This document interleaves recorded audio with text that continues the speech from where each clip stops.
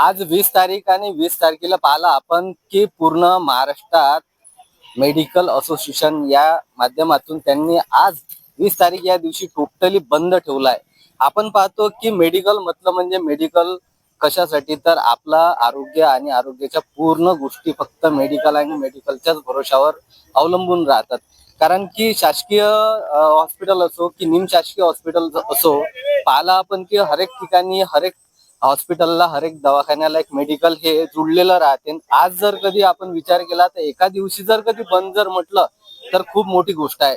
या ठिकाणी आपण पाहतो की आपल्या शहरातील अचलपूर शहरातील तालुक्यातील सर्वच मेडिकलचे जे शॉप ओनर आहेत, दुकानदार आहेत, आपल्या ठिकाणी या ठिकाणी आलेले आहेत।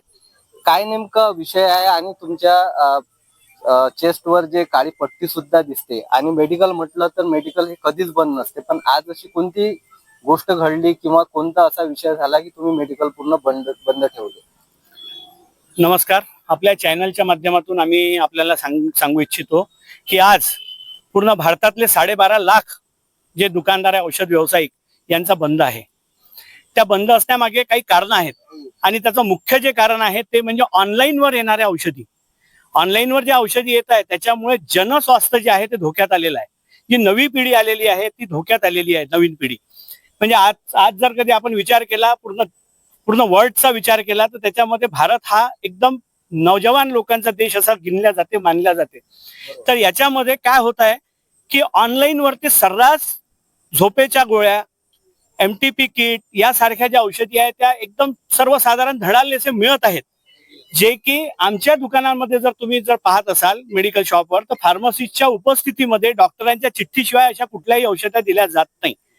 याच्यामुळे काय होते की एखाद्याला समजा क्लोनाझेपाम, डायझेपाम, नायट्रेझेपाम, इटियाझोलाम, एस्टेलोपाम याच्यासारख्या, कोडीन, MTP किट आणि सिडनापिल सारखे घातक औषधी द्रव्य ज्याचा अतिशय कमी प्रमाणात वापर केला जातो आणि डॉक्टरच्या चिठ्ठीवरच वापर केला जातो, या चिठ्ठ्या ह्या औषधी एकदम सरस लोकांना मिळत आहे। त्याच्यामुळे जे यंग मुलं आहेत यांना त्याचा धोका निर्माण होत आहे।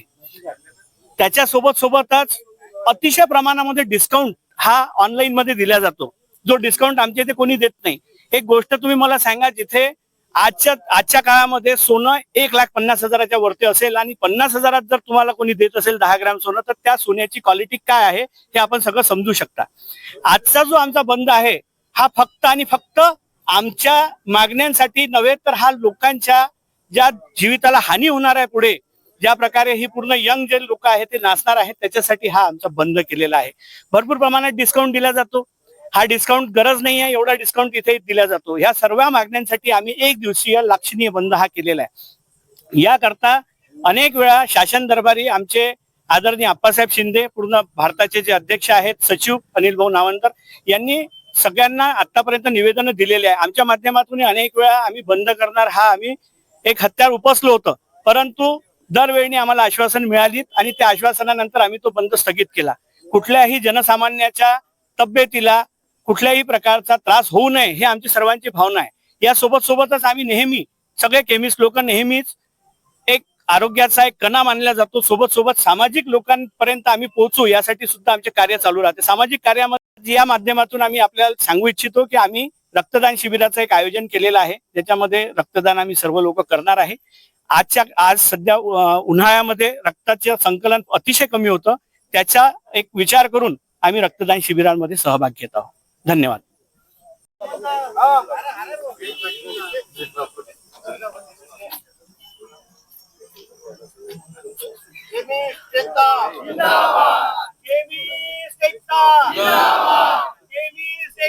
जिंदाबाद।